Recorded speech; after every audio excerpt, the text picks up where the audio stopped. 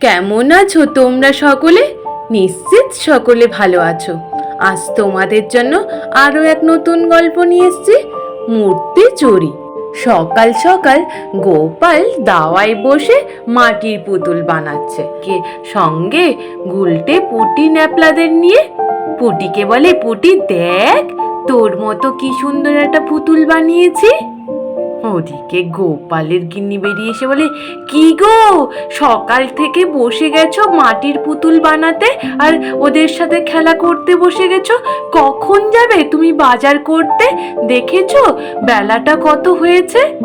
গোপাল বলে, গিন্নি দেখো দেখো কি সুন্দর মাটির পুতুলগুলো বানিয়েছি, দেখো তোমার মতো একটা মাটির পুতুল বানিয়েছি দেখো।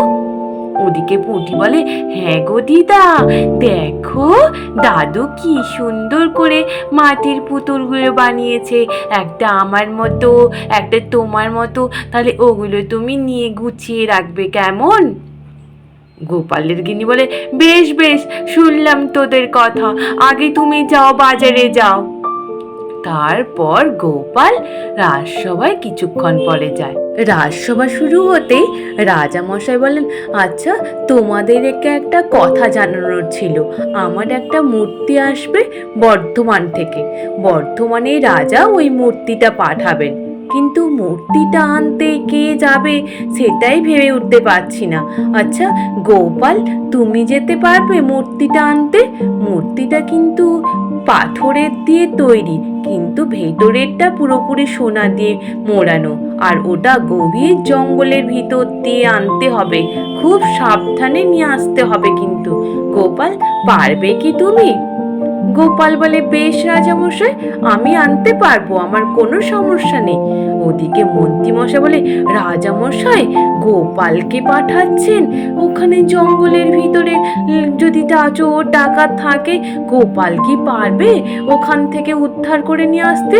ওদিকে পণ্ডিত মশাই বলে, হে রাজামশাই, মন্ত্রীমশাই তো ঠিক বলেছেন, আমি গণনা করে দেখলাম যে গোপালের তো এখন শরীর দশা চলছে, গোপালকে তো পাঠানো ঠিক হবে না।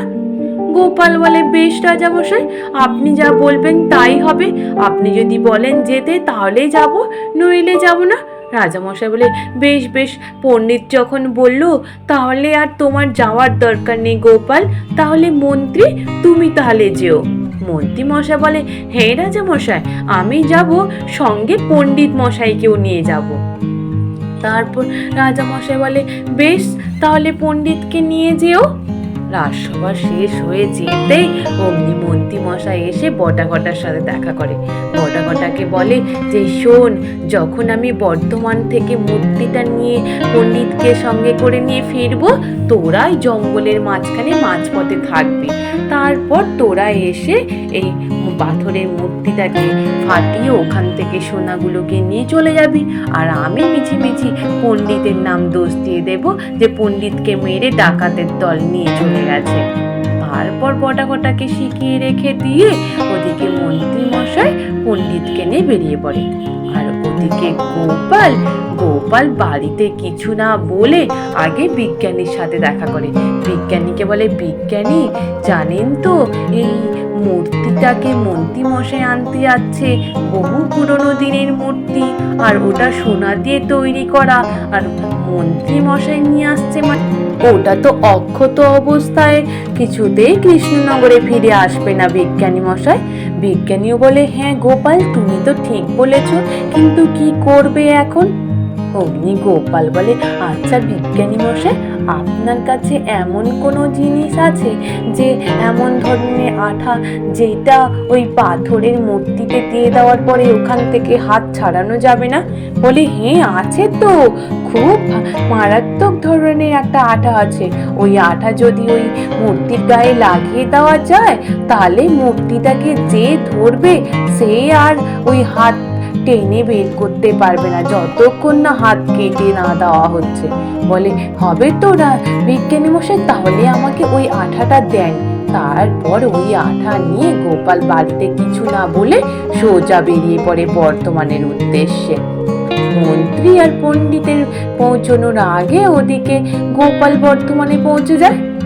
আর ওদিকে গোপালের গিন্নি গোপালকে না দেখতে পেয়ে গুলটে পুটি ন্যাপলাদের বলে, এই গুলটে পুটি ন্যাপলা রে, শোন তো, তোর দাদু সকাল থেকে নেই, কোথায় গেছে বলতো, তোরা জানিস কিছু? ওরা বলে, না তো দিদা। বলে, যা দেখি, ওই বিজ্ঞানীর কাছে যাবে বলছিল, একটু বিজ্ঞানী দাদুর কাছ থেকে খবর নিয়ে আয় দেখিনি। ওরা তখন বিজ্ঞানীর কাছে যায়। বিজ্ঞানী তখন বলে, তোদের দাদু আছে রে, চিন্তা করিস না, আর গিয়ে তোদের দিদাকে বলে দিস চিন্তা করতে হবে না, দাদু একটা কাজে গেছে, ঠিক ফিরে আসবে। ওরা গিয়ে খবর দিয়ে দেয়। ওদিকে গোপাল সোজা গিয়ে পৌঁছে যায় বর্ধমানে রাজার সাথে দেখা করে বলে, বর্ধমানে রাজাকে সমস্তটাই খুলে বলে। বর্ধমানে রাজা তখন বলে, গোপাল ঠিক বলেছ, মন্ত্রীর হাতে গেলে তো একদমই অক্ষত অবস্থায় যাবে না, বুঝতে পারছি, তোমার হাতে দিলেই ঠিক হবে। গোপাল বলে, আমি নিয়ে যাব না রাজামশাই, আমাকে শুধু কিছুক্ষণের জন্য দেন, তারপর মন্ত্রীমশাইয়ের হাতে তুলে দেবেন। ওই কথা অনুযায়ী বর্তমানে রাজা গোপালকে ওই মূর্তিটা কিছুক্ষণের জন্য দেয়। গোপাল আড়ালে গিয়ে মূর্তির গায়ে আঠা মাখিয়ে রেখে দেয়। তারপর মন্ত্রী মশাই আর পণ্ডিত মশাই গিয়ে পৌঁছায়। তারপর মন্ত্রী মশাই গিয়ে বলে, রাজা মশাই, তাহলে আমরা ওই মূর্তিটা এখন নিয়ে যেতে এসেছি, আমাদের তাহলে মূর্তিটা দেন।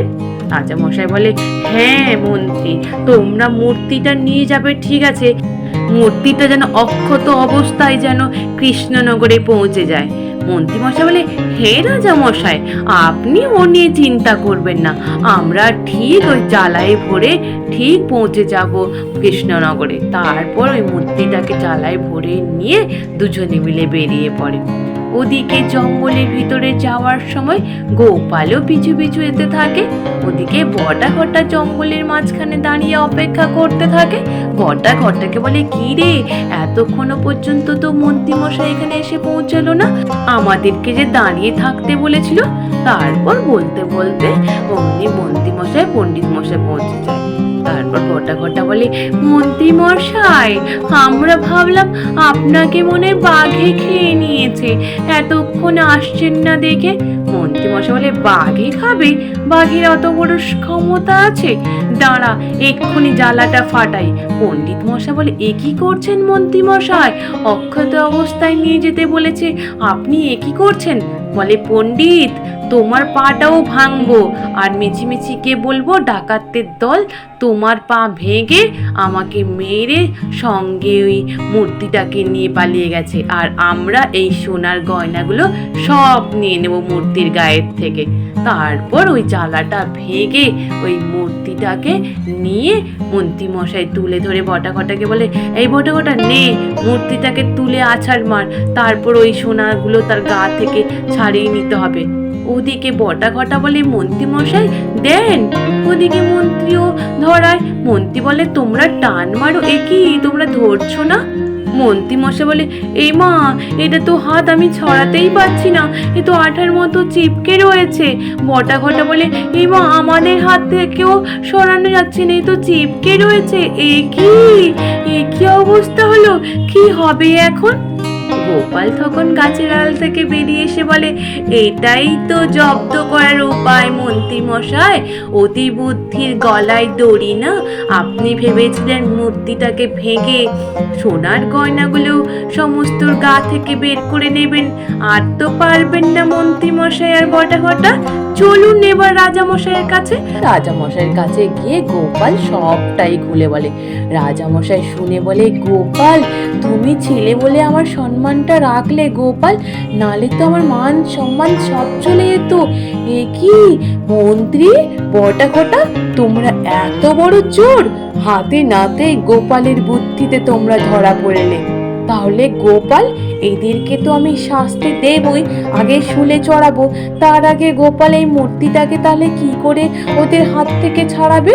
গোপাল বলে, কেন রাজা মশাই, ওদের ওই মাংস ছিঁড়ে হাত থেকে কেটে বের করাবো, আমি তো নাপিতগিরি জানতাম, আমার হাতেই ছেড়ে দেন। তারপর ওদেরকে নিয়ে গিয়ে কাঁচি বের করে বলে, চল বেটারা, তোরা এখানে ঘুমা, তোদের হাতের চামড়াগুলো এবার কাঁচিটা দিয়ে কাটি। আয়। ওদিকে ওরা ভয়ে বলে, বাবা রে আমরা তো মরে যাবো রে, অমনি বলে ভয়ে ছুট দিতে থাকে। আর ওদিকে গোপালও পিছন পিছন ছুটতে থাকে। আজ এই পর্যন্ত। নিশ্চিত তোমাদের সকলের ভালো লেগেছে। আর যদি ভালো লেগে থাকে তাহলে একটু লাইক আর সাবস্ক্রাইব করে দিও। আর তোমরা সকলে ভালো থেকো, কেমন? টাটা।